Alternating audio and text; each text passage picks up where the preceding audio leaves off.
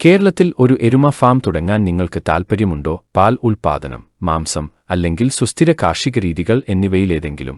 കേരളത്തിലെ കാലാവസ്ഥയും സമ്പന്നമായ പ്രകൃതി വിഭവങ്ങളും എരുമകളെ വളർത്തുന്നതിന് അനുയോജ്യമായ സ്ഥലമാക്കി മാറ്റുന്നു. ഈ വീഡിയോയിലൂടെ ദൈവത്തിന്റെ സ്വന്തം നാട്ടിൽ നിങ്ങളുടെ സ്വന്തം എരുമ ഫാം തുടങ്ങുമ്പോൾ പരിഗണിക്കേണ്ട ഘട്ടങ്ങളും പ്രധാന ഘടകങ്ങളും എന്തൊക്കെ എന്ന് നോക്കാം. ഉയർന്ന പോഷകമൂല്യത്തിന് പേരുകേട്ട എരുമപ്പാലിനും എരുമയുടെ മാംസത്തിനും വേണ്ടിയുള്ള വർദ്ധിച്ചുവരുന്ന ഡിമാൻഡ് കാരണം കേരളത്തിലെ എരുമ വളർത്തൽ ക്രമാനുഗതമായി ഉയരുന്നു. കൂടാതെ കേരളത്തിലെ തണ്ണീർത്തടങ്ങളും പ്രകൃതിദത്ത ജലസ്രോതസ്സുകളും എരുമകൾക്ക് അനുയോജ്യമായ ആവാസ് വ്യവസ്ഥ നൽകുന്നു. ഇത് ഒരു സുസ്ഥിര കാർഷിക സംരംഭമാക്കി മാറ്റുന്നത് എങ്ങനെയെന്ന് മനസ്സിലാക്കാം. ആദ്യത്തേതും പ്രധാനപ്പെട്ടതുമായ ഘട്ടം ശരിയായ എരുമ ഇനത്തെ തിരഞ്ഞെടുക്കുക എന്നതാണ്. കേരളത്തിൽ മുറ, സുർത്തി, ഭദാവാരി തുടങ്ങിയ ഇനങ്ങളെയാണ് സാധാരണയായി വളർത്തുന്നത്. മുറ എരുമകൾ പ്രത്യേകിച്ച് ഉയർന്ന പാലുൽപാദനത്തിന് പേരുകേട്ടതാണ്. നിങ്ങളുടെ ഉറവിടം ഉറപ്പാക്കുക. ഗുണനിലവാരവും ആരോഗ്യവും ഉറപ്പാക്കാൻ ഒരു സാക്ഷ്യപ്പെടുത്തിയ ബ്രീഡറിൽ നിന്നുള്ള ഉരുക്കളെ വാങ്ങുക. അടുത്തതായി ഫാം സ്ഥാപിക്കുന്നതിനെക്കുറിച്ച് സംസാരിക്കാം.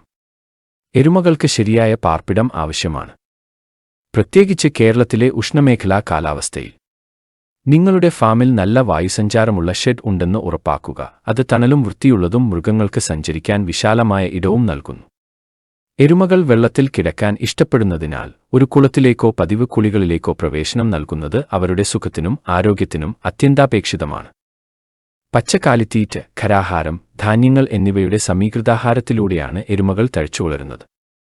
കേരളത്തിൽ നേപ്പിയർ പുല്ല് പോലെയുള്ള പച്ചപ്പുല്ല് കൃഷി ചെയ്യുന്നതോ പ്രാദേശിക നെൽവയലുകളിൽ നിന്ന് വൈക്കോൽ ഉപയോഗിക്കുന്നതോ ലാഭകരമാണ്. ഉയർന്ന പാലുൽപാദനവും മൊത്തത്തിലുള്ളതും ഉറപ്പാക്കുന്നതിന് ശരിയായ പോഷകാഹാരം പ്രധാനമാണ്.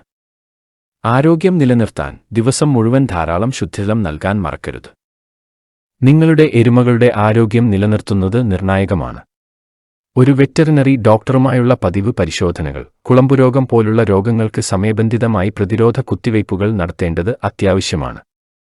നിങ്ങളുടെ കൃഷിയിടം വൃത്തിയായി സൂക്ഷിക്കുകയും അണുബാധ തടയുന്നതിന് നല്ല ശുചിത്വം പാലിക്കുകയും ചെയ്യുക. നിങ്ങളുടെ എരുമ ഫാം ആരംഭിക്കുന്നതിന് മുമ്പ് നിങ്ങൾക്ക് ആവശ്യമായ എല്ലാ പെർമിറ്റുകളും പ്രാദേശിക അധികാരികളിൽ നിന്നുള്ള ലൈസൻസുകളും ഉണ്ടെന്ന് ഉറപ്പാക്കുക. കേരളത്തിലെ കന്നുകാലി വളർത്തൽ പ്രോത്സാഹിപ്പിക്കുന്ന വിവിധ സർക്കാർ പദ്ധതികളിലൂടെ സബ്സിഡികൾക്കോ സാമ്പത്തിക സഹായത്തിനോ നിങ്ങൾക്ക് അർഹതയുണ്ട്. ചെലവുകൾ കണക്കിലെടുക്കാൻ മറക്കരുത്.